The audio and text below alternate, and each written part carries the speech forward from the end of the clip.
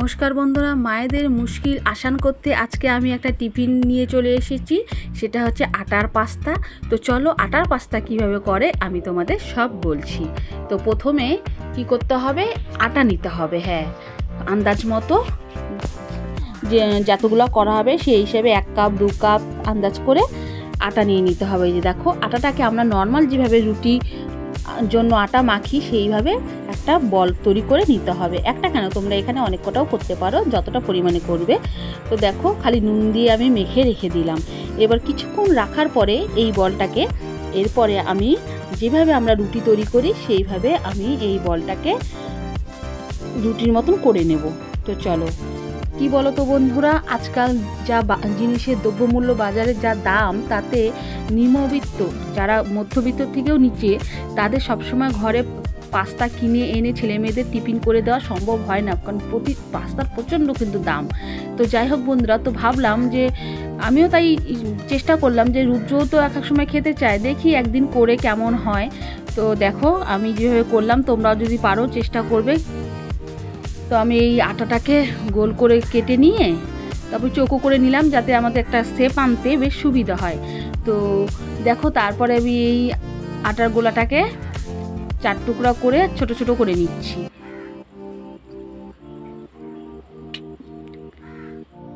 এই ছোট ছোট এই 4 টুকরো করে নিয়েছি। দেখো, এবার এটাকে একটা শেপে তৈরি করব, যাতে দেখতেও ভালো লাগে এবং ছেলেমেয়েরা টিফিন খেতেও মানে ইচ্ছা বোধ করে যে না, যে জিনিসটা যেমন দেখতে সুন্দর হবে সেটা খাওয়ার প্রতি আগ্রহ হবে।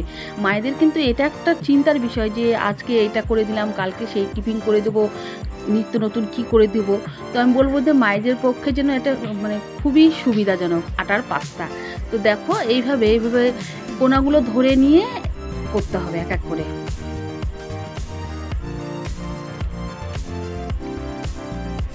দুটো কোনা এইভাবে নিয়ে নিবে, আর পেছন দিকে উল্টো দিক দিয়ে দুটো কোনা একদিকে জয়েন করে নেবে। যেহেতু আটা, তাই একটু চাপ দিলে ব্যাস জয়েন্ট হয়ে গেল।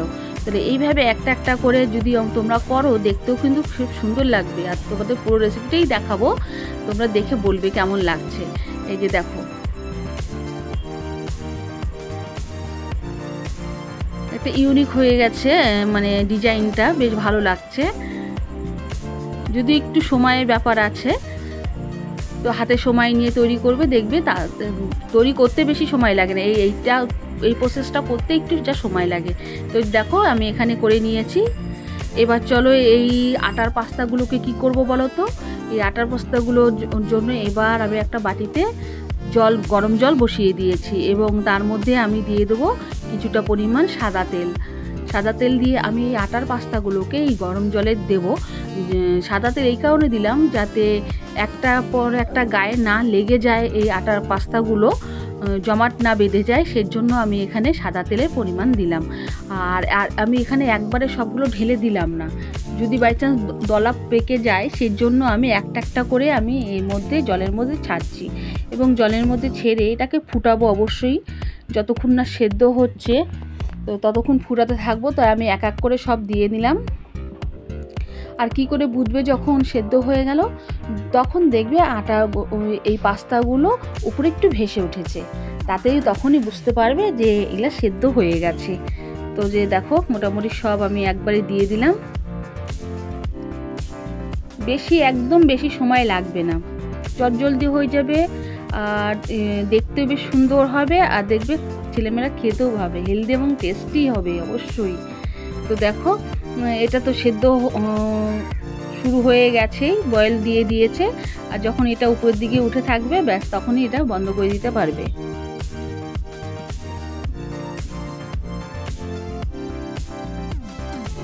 তো আমার এটা সেদ্ধ হয়ে যাওয়াতে, এই যে দেখো, এগুলো আমি এখন সব এক এক করে তুলে রেখে দেবো। আর এই জলটা অবশ্য ফেলবো না, কিন্তু আমি এই যে ছেঁকে রেখে দিলাম, আর এই জলটা ফেলবো না, জলটা আমি কিন্তু কাজে লাগাবো। কি কাজে লাগাবো সেটাও তোমাদের আমি পরে বলছি।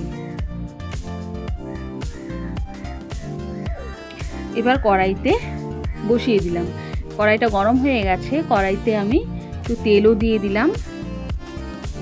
আর এই দেখো, এই যে ছেঁকে নিয়েছিলাম, এটাকে এবার হালকা করে রেখে দিয়েছি আলতোভাবে, যাতে গায়ে গায়ে টাচ না হয়। রেখে দিয়েছি। আর এদিকে আমি দিয়ে দিচ্ছি রসুন কুচি।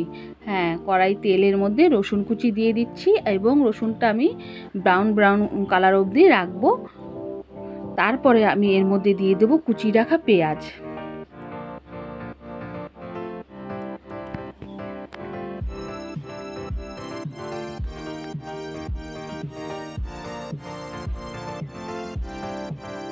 পেঁয়াজটা দিয়ে একটু নাড়তে থাকবো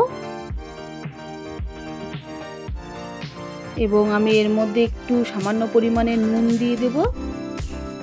তবে একটু পরে আগে টমেটোটা দিয়ে দিই, টমেটো দিয়ে তারপরে নুন দিলে ভালো হবে।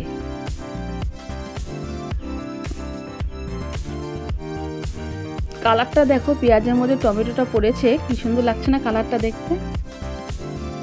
আর পেঁয়াজ আর টমেটোর মধ্যে নুনটা দিলে তাড়াতাড়ি মজে যাবে, তাই এবার আমি এর মধ্যে একটু নুন দিয়ে দিলাম। আর অবশ্যই পরিমাণ বুঝে, কারণ আটাতে কিন্তু নুনটা দেওয়া হয়েছিল, তাই সেইভাবে একটু অল্প করে নুনটা দিয়ে দিলাম।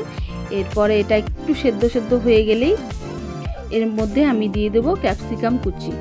তো চলো, এটা সেদ্ধ সেদ্ধ একটু হয়ে গেছে, এরপর আমি ক্যাপসিকামটা দেবো। ক্যাপসিকামটা আমি খুব একটা বেশি ভাজবো না, যাতে একটু কচকচ করে সেরকম রাখবো, যাতে খেতে ভালো লাগবে, মুখে পড়বে। তো আমি এর মধ্যে দিয়ে দিলাম, একটু কিছুক্ষণ নাড়বো।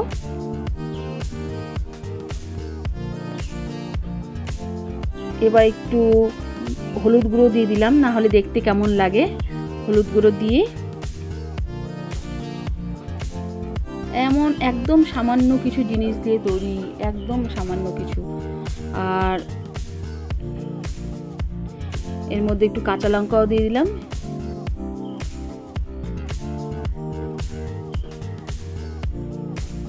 আর দিয়ে দেবো এর মধ্যে সামান্য ম্যাগি মশলা। হ্যাঁ, তোমরা যদি ঘরে অন্য কোনো চাট মশলা থাকে সেটাও তোমরা ব্যবহার করতে পারো। তো আমার কাছে ম্যাগি মশলা ছিল, তো আমি সেই ম্যাগি মশলাটা দিয়ে দিলাম। এবার আমি এর মধ্যে সেই আটার যে পাস্তাগুলো সেগুলো দিয়ে দেব, দিয়ে আলতো আলতো করে একটু নেড়ে নেব।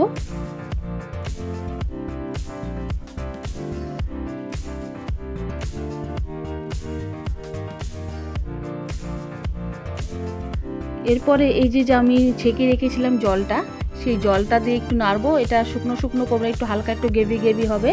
এই জলটা দিয়ে আস্তে আস্তে করে একটু নেড়ে নেব। এটা শুকনো শুকনো একদম করবো না, হালকা একটু গ্রেভি থাকলে ভালো লাগবে।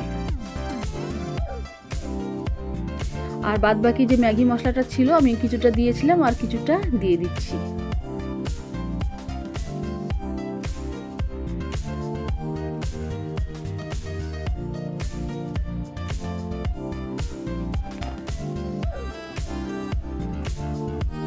এতে ক্যাপসিকামটাও একটু সেদ্ধ হয়ে গেল, আর একটু গ্রেভি গ্রেভিও থাকলো। ব্যাস, আমার তৈরি হয়ে গেল। একদম বেশি সময় নেবে না, অল্প সময়ের মধ্যে একটু মুখরোচক, একটু টেস্টি, হেলদি খাবার হচ্ছে এই আটার পাস্তা। তোমরা কিন্তু অবশ্যই কমেন্ট করে জানাবে বন্ধুরা কেমন লাগলো এই আটার পাস্তাটা। সত্যি খেতে কিন্তু দুর্দান্ত হয়েছে। একবার করে দেখবে অন্তত, তারপরে তোমরা আমাকে বলতেও পারবে তাহলে। আর দেখবে যেটা দেখতে ভালো হয় সেটা কিন্তু খেতেও দুর্দান্ত হয়। তো আমার আটার পাস্তা রেডি। তোমরা অবশ্যই কিন্তু আমাকে জানিও কেমন লাগলো আটার এই পাস্তাটা। দেখছো কালার, নানা রকম কালার হয়েছে, দেখতে কি ভালো লাগছে। চলো, অবশ্যই আমার এই চ্যানেলটি তোমাদের যদি ভালো লাগে লাইক করবে, শেয়ার করবে এবং সাবস্ক্রাইব করবে। আর তোমরা কিন্তু অবশ্যই বলবে কেমন লাগলো। এটা খেলে রাতে না খেলেও অনেক সময় চলবে, যেহেতু এটার মধ্যে আটা আছে। তো যাই হোক বন্ধুরা, আজকের মতো এখানেই শেষ করলাম। তোমরা সবাই ভালো থেকো।